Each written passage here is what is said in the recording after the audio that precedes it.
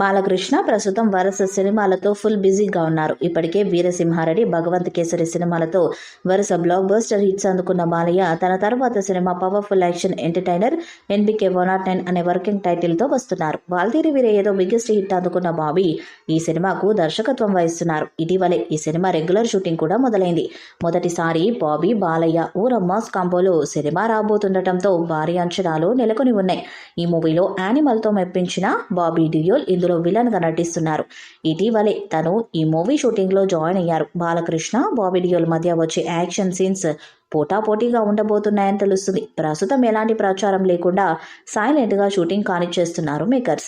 Release date విషయంలోనూ ఇప్పటికే ఓ నిర్ణయానికి వచ్చారట. ఈ సినిమా మొదలుపెట్టి ముందు దసరాకి రిలీజ్ చేయాలని ఫిక్స్ అయ్యారు. కానీ ఈ సినిమా మే లేదా జూన్ నెలలో రిలీజ్ చేయాలని మేకర్స్ భావిస్తున్నట్టు తెలుస్తుంది.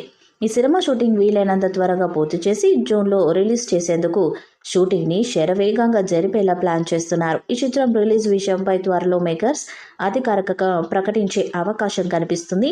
అఖండ, వీరసింహారెడ్డి, భగవంత్ కేసరి హ్యాట్రిక్ హిట్స్తో రికార్డు క్రియేట్ చేశారు బాలయ్య.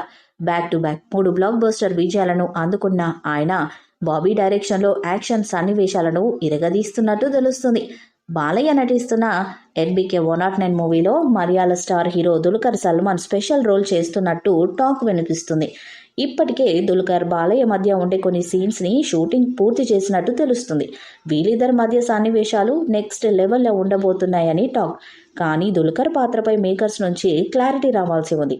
బాలకృష్ణ 109వ చిత్రంగా తెరకెక్కుతున్న ఈ సినిమాను సితారా ఎంటర్టైన్మెంట్స్ బ్యానర్ ప్రొడ్యూస్ చేస్తుంది. పొలిటికల్ బ్యాక్డ్రాప్గా ఈ చిత్రం రాబోతున్నట్టు సమాచారం.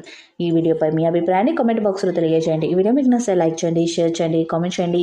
మరిన్ని అప్డేట్స్ కోసం మన ఛానల్ని సబ్స్క్రైబ్ చేయండి. అలానే పక్కనే ఉన్న గంట సింబల్ని గట్టిగా కొట్టండి.